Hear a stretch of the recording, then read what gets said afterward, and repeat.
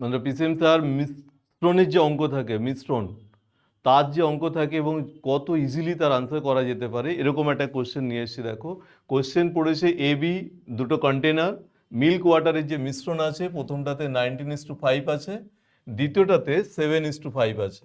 Question করেছে দুটো থেকেই, এটা 19:5, এটা 7:5, দুটো থেকে ইকুয়াল নেওয়া হয়েছে, ইকুয়াল ইকুয়াল নিয়ে মিশ্রণ তৈরি করা হয়েছে। কোশ্চেন করেছে এখানে কি হবে রেশিও। এখন আনসার করতে গেলে একাধিক পন্থা হয়। ইকুয়াল যখন নিচ্ছি 1 লিটার নিতে পারি, 10 লিটার নিতে পারি, x লিটার নিতে পারি, এরকম যে কোনো ডেটা নিয়ে আনসার করতে পারি।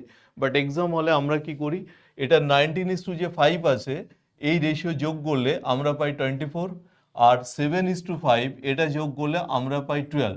এই দুটো যে এলসিএম হয়, আমরা ইকুয়াল যখন নিই তখন সেটাতে যাই। তাহলে 12 আর 24-এ যখন এলসিএম নেব, সেই এলসিএমটা হয়ে যাবে 24। অর্থাৎ দুটো থেকেই আমি 24 লিটার করে নেব, নিয়ে এখানে মিশিয়ে দেবো। আচ্ছা 24 যদি নিয়েই থাকি, এ তো 9:5 যোগ করলে তো 24ই হয়, অর্থাৎ একে ব্রেক করলে 19 আর 5 লিটার পাবো মিল্ক ওয়াটার।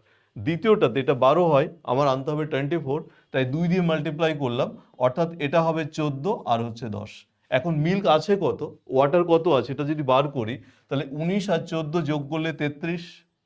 আচ্ছা প্রথম দিকে ডেটা যদি 33 হয়ে থাকে, তাহলে আমার রেশিওতে এর কোনো ফ্যাক্টরের মধ্যেই আনসার থাকা উচিত। দেখো এখানে 11 আছে যে 33 দিয়ে কাটে, আর সেরকম কিছু নেই, তাই আমরা এটা উত্তর নিতে পারি। বাট গো টু ডিটেলস, এটা 33 হলো, এটা 5 আর 10 যোগ করলে হচ্ছে 15।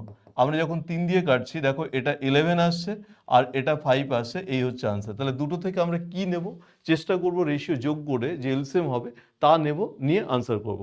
আই হোপ ক্লিয়ার প্রত্যেকের কাছে।